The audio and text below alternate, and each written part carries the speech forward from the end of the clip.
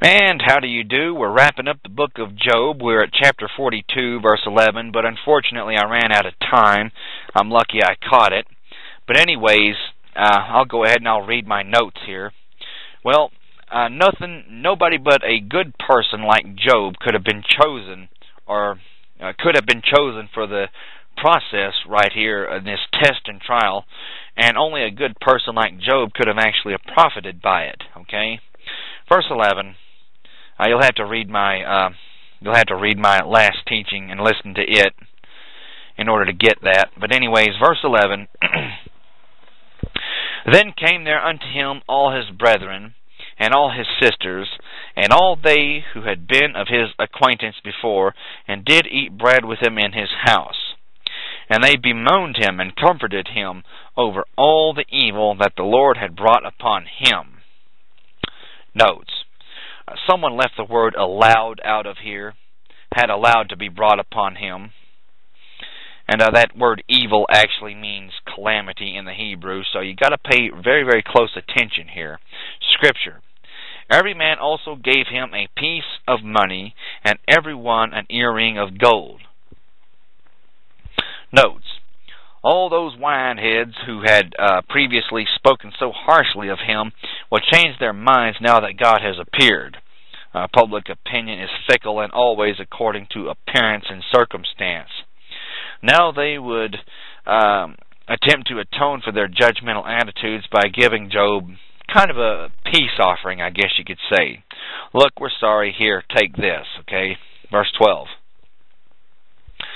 So the Lord blessed the latter end of Job more than his beginning, for he had 14,000 sheep, and 6,000 camels, and 1,000 yoke of oxen, and 1,000 she-asses. Notes. All goodness and beauty which men recognize in themselves and in others must be nailed in death to the cross, and the only man who is to live must be the risen man, and of course I'm talking about Christ himself. True self-abhorrence comes not from self-examination, but in looking away from self to Christ, the perfecter, as well as the author of faith.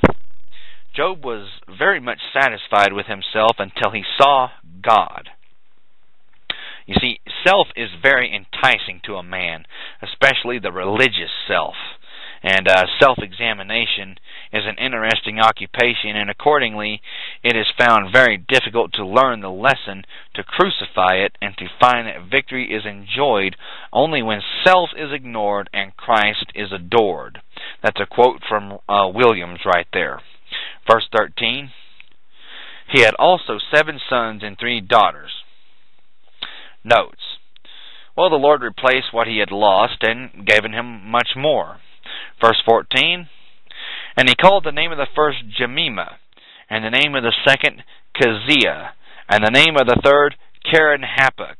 And in all the land were no women found so fair as the daughters of Job, and their father gave them inheritance among their brethren. And after this lived Job 140 years, and saw his sons and his sons' sons, even 4 generations. Notes. Now it has been concluded from this statement, combined with that at the close of verse 10, that Job was exactly 70 years of age when his calamities fell upon him. That being the case, Job would have lived to the age of 210. And, well, here comes the nasty part of all of this, verse 17. So Job died being old and full of days, and so it is.